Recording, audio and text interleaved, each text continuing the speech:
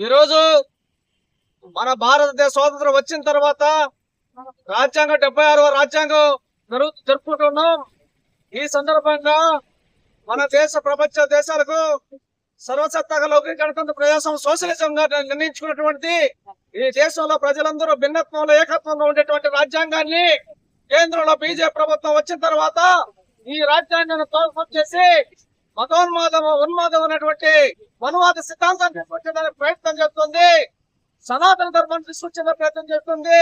ఎప్పుడో బ్రిటిష్ కాలంలో ఉన్నటువంటి పట్టజన పోతే భార్యని చిత్రపరిచేటువంటి దుర్మార్గమైన చట్టాన్ని తీసుకురావాలని సనాతన ధర్మం పేరుతో తీసుకొచ్చినారు. ఇంకా తీవ్రంగా ఖండిస్తున్నాం సిఐటిగా.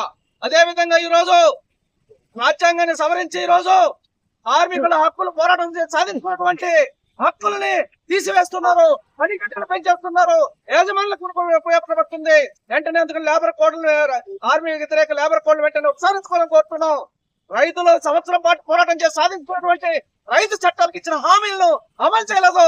వాళ్ళకి గిట్టుబాటు ధర కల్పిస్తారు, అన్ని పంటలకి ఇంతవరకు గిట్టుబాటు ధర కల్పించలేదు. ఉపాధి హామీ చట్టాన్ని నిర్వీర్యం చేస్తున్నారు. ఆ చట్టాన్ని కాపాడాలని చెప్తాను. అదే విధంగా విద్యుత్ సవరణ చట్టం చేశారు, విద్యుత్ ఛార్జీలు పెంచారు, విద్యుత్ ప్రైవేట్ పరం చేస్తున్నారు. అదే దాన్ని వెంటనే రద్దు చేయాలని కోరుతున్నాం. అదే విధంగా ఈ రోజు ప్రజల పైన భారాలు మోపుతూ ఉన్నారు. ఈ రోజు స్కీమ్ వర్కర్లని వెట్టి చాకరీ చేసుకుంటున్న అంగన్వాడీ ఆశ ఆనిమేటర్ లాంటి స్కీమ్ వర్కర్లు పని గంటలు లేకుండా చేసుకుంటున్నారు. వాళ్ళు వెంటనే కనీస వేతనం చట్టం 20,000 ఇచ్చి రెగ్యులర్ చేయాలని చెప్పి కోరుతున్నాం. సుప్రీంకోర్టు ఇచ్చినటువంటి గ్రాడ్యుయేటీ చట్టాన్ని కూడా అమలు చేయకుండా ఈ రాజ్యాంగానికి పూర్లు పడుస్తూ ఉంది ఈ కేంద్రంలో బీజేపీ ప్రభుత్వం. అదే విధంగా ఈ రోజు ఉన్నటువంటి ఈ చట్టాలని కాపాడుకోవాల్సిన బాధ్యత ప్రజానిక పైన, కార్మిక వర్గం పైన, రైతాంగం పైన ఉందని చెప్పని తెలియజేస్తూ ఈ రోజు అన్నమయ్య జిల్లా రైల్వే కోర్టులోని సిఐటి వ్యవసాయ కార్మిక సంఘం ఆధ్వర్యంలో రాజ్యాంగం ఏర్పడిన సందర్భంగా నిరసన తెలియజేస్తూ ఈ రాజ్యాంగానికి కాపాడుకోవడానికి మతోన్మాద విధానాలను వ్యతిరేకిస్తూ నశించాలని పార్లమెంట్ సాక్షిగా హోమ్ మినిస్టర్ అమిత్ షా అవమానించారు.